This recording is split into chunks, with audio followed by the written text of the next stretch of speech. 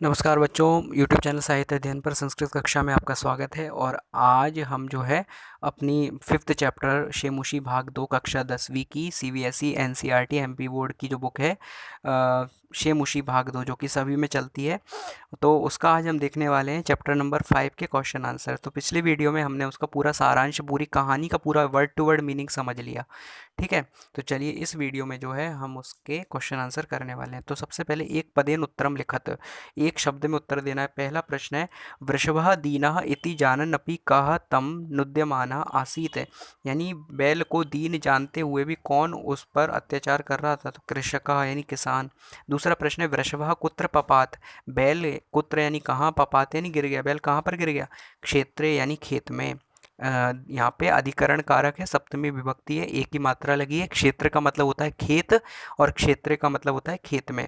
ठीक है, अगला देखिए प्रश्न है दुर्बले सुते कस्याः अधिका कृपा भवति, यानी दुर्बल सुत पर, दुर्बल बच्चे पर, कस्याः यानी किसकी, अधिका कृपा भवति किसकी अधिक कृपा होती है?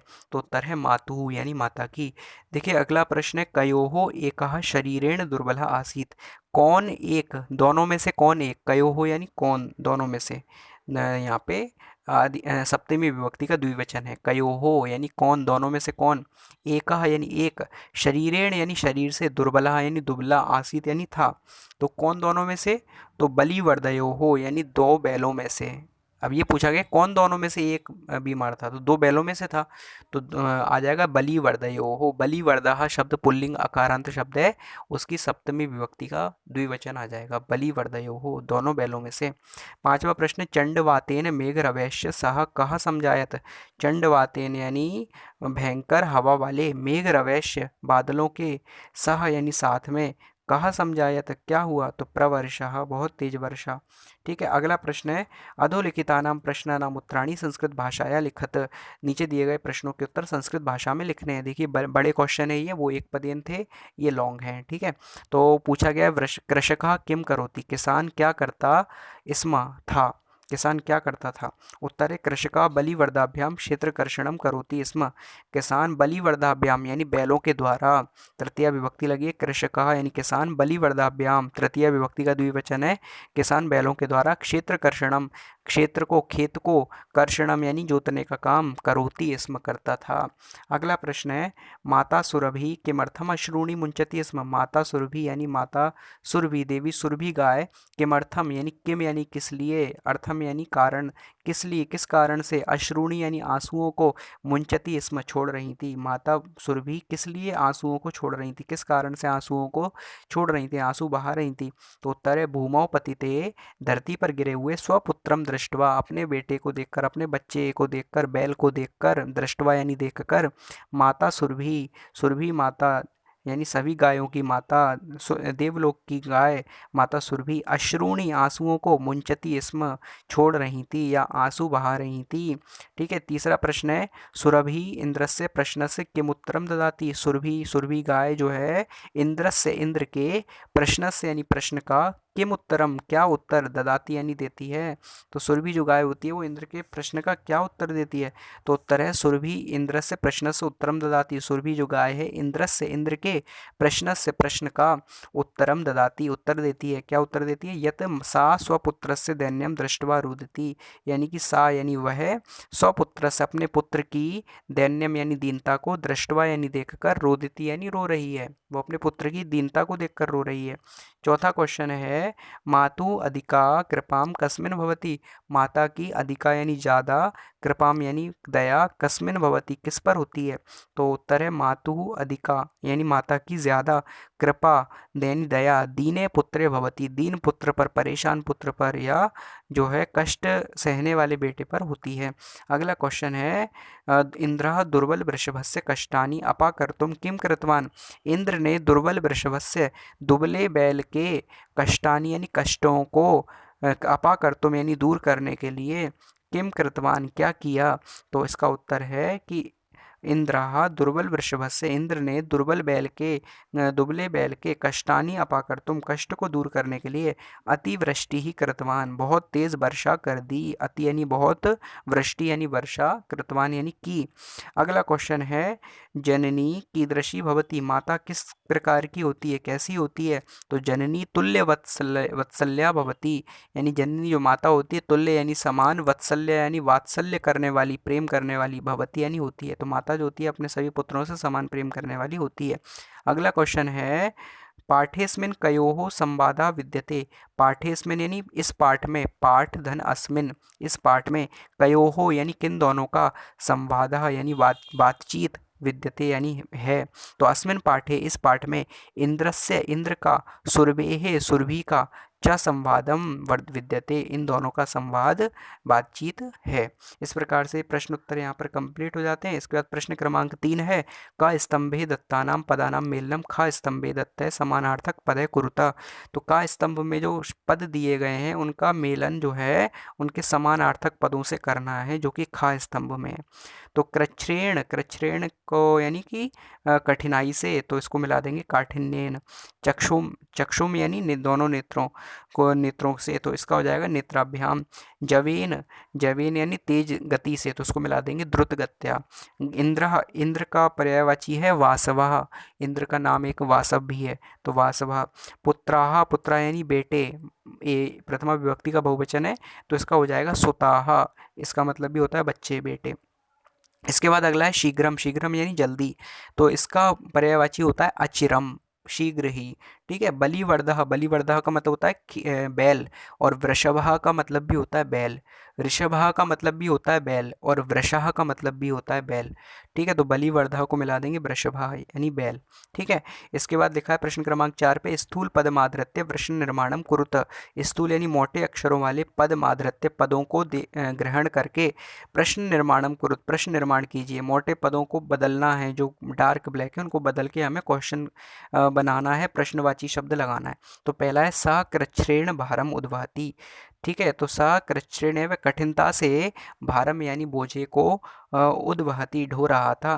ठीक है, तो इसका हमें कृच्छ्रेण डार्क है तो कृच्छ्रेण को हटा के हमें लगाना है कथम यानी कैसे, वह कैसे भार को ढो रहा था, कठिनता से ढो रहा था ना, तो इसका प्रश्न बनेगा सह कथम, वह कैसे भारम उद्वहति भार को उठा रहा था।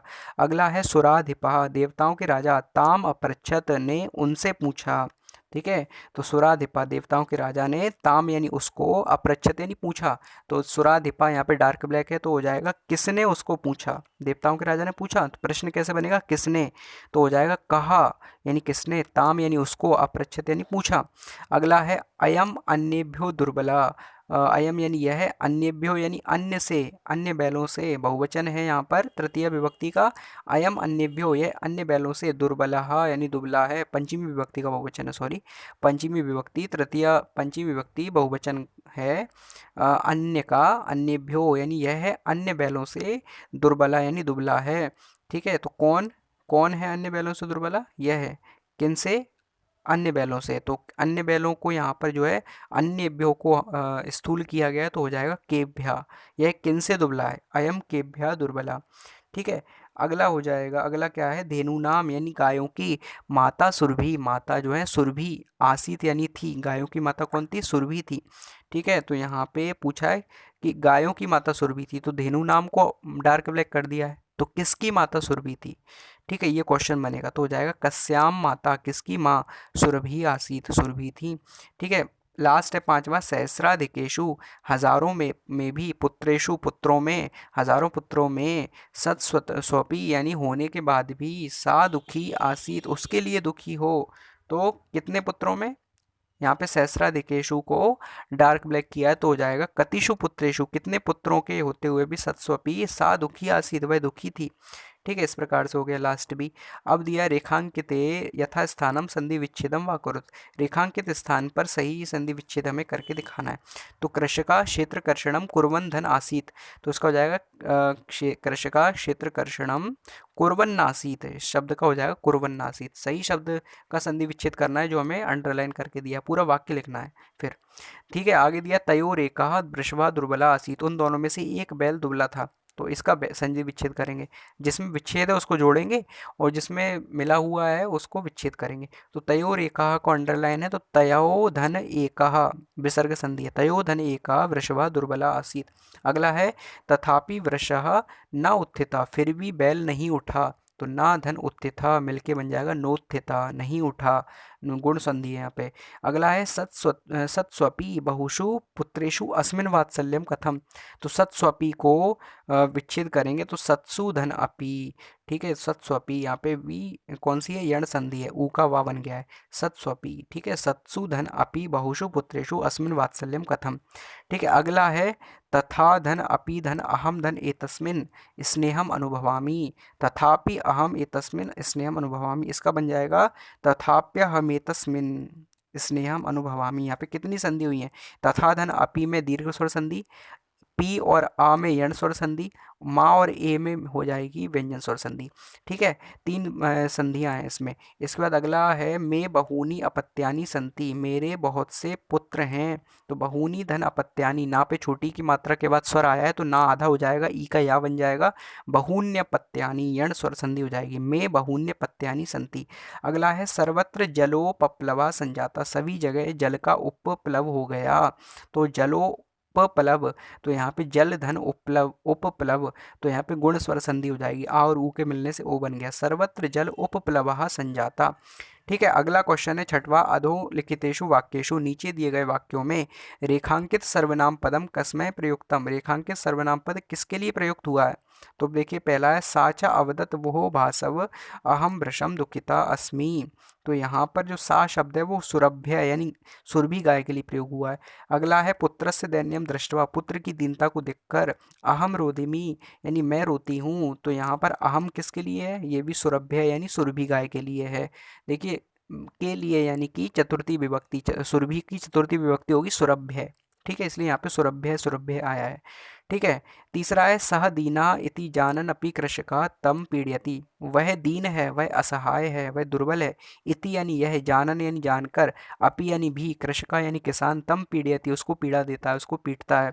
तो सह किसके लिए प्रयोग हुआ है, वृषभाय यानी बैल के लिए, अकारांत पुल्लिंग का की चतुर्थी विभक्ति है, वृषभाय यानी बैल के लिए। चौथा है मे बहूनी अपत्यानी संति, मे यानी मेरे, बहूनी यानी बहुत से, अपत्यानी यानी पुत्र, संति यानी हैं। तो मे किसके लिए प्रयोग किया गया, सुरभ्य यानी सुरभि गाय के लिए। अगला है सच ताम एवं असांत्वयत, सा यानी उन्होंने, ताम यानी उसको, एवं यानी इस प्रकार, असांत्वयत यानी सांत्वना दी यानी ढांढस बंधाया, धैर्य दिलाया। तो सह किसके लिए है, इंद्र के लिए, इंद्र ने सांत्वना दी, तो सह का हो जाएगा इंद्राय यानी इंद्र के लिए। ठीक है, लास्ट है सहस्रेशु पुत्रेशु, हजारों पुत्रों में भी, सत्स्वपी तब, तब यानी तुम्हारा, अस्मिन यानी इसके लिए, प्रीति अस्ति यानी प्रेम है। तो तब यानी तुम्हारा किसके लिए बोला गया है, सुरभ्य यानी सुरभि गाय के लिए। ठीक है, इस प्रकार ये हो जाता है किसने किसके लिए क्या बोला है, तो उस शब्द को डिनोट किया गया है पर्टिकुलर कि वो शब्द किसके लिए यूज हुआ है, किसके लिए पाठ में आया है। तो इस प्रकार से हो गया। सातवां है का स्तंभे विशेषण पदम लिखितम, खा स्तंभे पुनः विशेष्य पदम, तयोः मेलनम कुरुत। का स्तंभ में विशेषण पद है और खा स्तंभ में विशेष्य है, मिलाना है हमें। तो कश्चित, कश्चित यानी कृषका, कृषका के लिए हुआ है, कोई एक किसान। ठीक है, दुर्बलम, दुर्बल कौन था, दुर्बलः वृषभम यानी दुर्बलम वृषभम, दुर्बल दुबला बैल। क्रुद्धः, क्रुद्ध कौन है, कृषि बलः यानी किसान, क्रुद्ध शब्द के साथ कृषि बलः है। सहस्राधिकेशु शब्द किसके साथ आया है, पुत्रेशु यानी हजारों बेटों में भी। अभ्यधिका, अभ्यधिका यानी कृपा, तो कृपा से मिला देंगे विस्मिता, इसको मिला देंगे विस्मित यानी आश्चर्यचकित, तो उसका हो जाएगा आखंडलः। तुल्य वत्सला, तुल्य वत्सला को मिला देंगे जननी। तो ये शब्द साथ में पाठ में भी आए हैं, पाठ में भी ये शब्द साथ में लिखे हुए, वहाँ से भी हम देख सकते हैं। तो ये विशेषण और विशेष्य, पहला पद विशेषण, दूसरा पद विशेष्य है।